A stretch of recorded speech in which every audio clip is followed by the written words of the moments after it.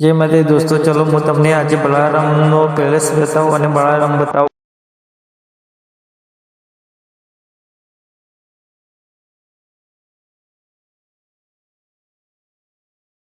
બલારામમાં બહુ મોટી હોટલ આવેલી છે, ત્યાં લોકો જમવા પણ જાય છે. એવું મોલને ત્યાં એનાથી આગળ વધીએ તો ત્યાં આ પ્લેસમાં સૂર્યવંશી ફિલ્મ ઉતરેલો હતો. ત્યાં બહુ મોટો પ્લેસ આવેલો છે. ત્યાં લોકો